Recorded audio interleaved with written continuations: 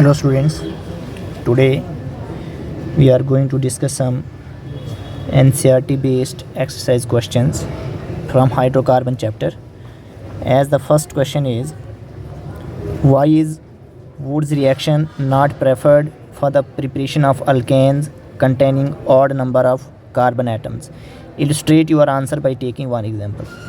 तो ये क्वेश्चन जो है वुड्स रिएक्शन की बेसिस पे है और बहुत ही इंपॉर्टेंट क्वेश्चन है एनसीईआरटी एक्सरसाइज में कि हम वुड्स रिएक्शन को जो है for the preparation of alkane which contain odd number of carbon atoms उसके लिए क्यों नहीं यूज़ कर सकते, आपने एग्जांपल भी बताना है। वुड्स रिएक्शन में क्या है, Wurtz reaction is limited for the synthesis of symmetrical alkanes. इससे हम सिर्फ सिमेट्रिकल अल्केन्स बना सकते हैं, मतलब जिनमें even number of carbon atoms होते हैं। In the reaction to similar alkyl halides are taken as reactants. अगर आपने अल्काइल हैलाइड्स लेने हैं तो दोनों सिमिलर लेने हैं और अल्केन जो बनेगा उसमें हमारे पास double number of carbon atoms होंगे। फॉर एग्जांपल आपने जो है मिथाइल ब्रोमाइड लिया या ब्रोमोमीथेन और ये भी ब्रोमोमीथेन लिया 2 टाइम्स सोडियम एटम, तो हमारे पास dry ether as a solvent की प्रेजेंस में इथेन बन जाएगा सोडियम ब्रोमाइड। ये वुड्स रिएक्शन है, राइट। और हमारे पास देखिए हमारे पास जो है जो हमारे पास अल्केन बना इसके अंदर कार्बन जो है डबल हो जाते हैं as compare to this bromomethane, इसलिए हमने 2 मॉलिक्यूल्स यहाँ पे लिए होते हैं। अब क्वेश्चन जो था कि इसे क्यों नहीं हम यूज़ कर सकते हैं for the preparation of unsymmetrical alkanes, because if 2 dissimilar alkyl halides are taken as the reactant. अगर आपने अलग अलग जैसे ये आडोमीथेन लिया, ये आडोइथेन लिया, तो अलग अलग अल्काइल हैलाइड्स आपने यहाँ पे लिए, तो मिक्सचर ऑफ अल्केन जो है वो यहाँ पे प्रोडक्ट में ऑब्टेन होगा। ठीक है, हमारे पास मिक्सचर ऑफ अल्केन जो है प्रोडक्ट में ऑब्टेन होगा, right. Since the reaction involve free radical species, a side reaction also आकर टू प्रोड्यूस एन अल्कीन। तो यहाँ पे फ्री रेडिकल स्पीशीज़ का इन्वॉल्वमेंट होता है और हमारे पास अल्कीन भी बन जाता है। जैसे आप ब्रोमोमीथेन और आडोइथेन का रिएक्शन, तो उससे हमें मिक्सचर ऑफ अल्केन्स मिलेगा, राइट। जैसे आडोमीथेन और आडोमीथेन इस तरह आपने इथेन बन गया, लेकिन अगर आपने यहाँ पे आडोइथेन लिया तो आपको ब्यूटेन मिलेगा, राइट।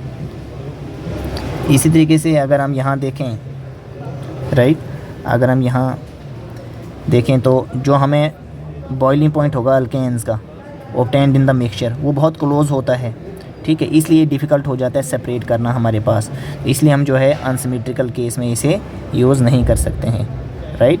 जैसे ये अल्काइल हैलाइड अलग है, ये अल्काइल हैलाइड अलग है, तो हमें जो प्रोडक्ट्स मिलेंगे वो क्या मिलेंगे, मिक्सचर्स में मिलेंगे, और उन मिक्सचर्स का जो क्या होता है बॉइलिंग पॉइंट बहुत ही क्लोज होता है, तो उन्हें हम सेपरेट नहीं कर सकते हैं, तो इसलिए हम वुड्स रिएक्शन को अनसिमेट्रिकल अल्केन के प्रिपरेशन में यूज़ नहीं कर सकते हैं, राइट। तो इस क्वेश्चन को अच्छे से समझिएगा और इसे प्रिपेयर कीजिएगा।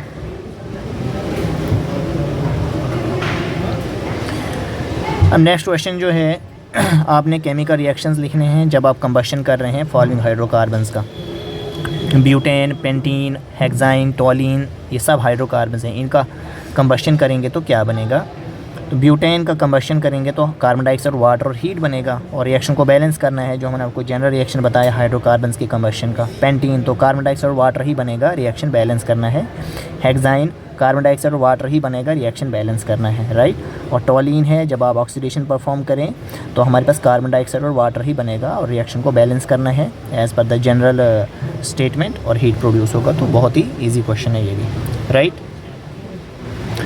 अब नेक्स्ट देखिए हमारे पास जो यहाँ पे क्वेश्चन है कि draw the cis and trans structure of हेक्स-2-ईन।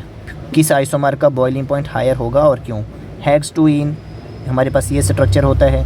अब ज्योमेट्रिकल आइसोमर्स जो हेक्स-2-ईन के हैं, ये सिस आइसोमर हो गया और ये ट्रांस आइसोमर हो गया, राइट। तो सेम ग्रुप सेम साइड है इसलिए सिस है, और same group different opposite side है तो इसलिए ट्रांस है। डाइपोल मोमेंट जो सिस कंपाउंड का है वो सम होता है डाइपोल मोमेंट ओवरऑल, ठीक है।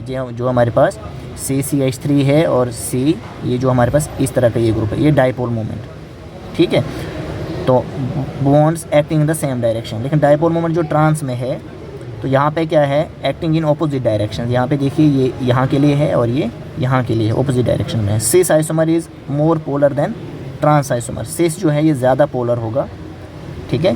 तो जितनी ज़्यादा पोलैरिटी होगी उतना ज़्यादा इंटरमॉलिक्यूलर डाइपोल इंटरेक्शन होगा और उतना ज़्यादा बॉइलिंग पॉइंट होगा, तो इसलिए सिस आइसोमर का बॉइलिंग पॉइंट ज़्यादा होता है ट्रांस आइसोमर से, ठीक है। इसकी पोलैरिटी ज़्यादा होती है। तो इस वीडियो लेक्चर को हम यहीं तक स्टॉप करते हैं। तो नेक्स्ट वीडियो में हम जो है यहाँ से आगे क्वेश्चन डिस्कस करेंगे। तो इस वीडियो लेक्चर में आप ये 3 क्वेश्चंस अच्छे से प्रिपेयर कर लेंगे, एनसीईआरटी क्वेश्चंस हैं। Okay, thank you.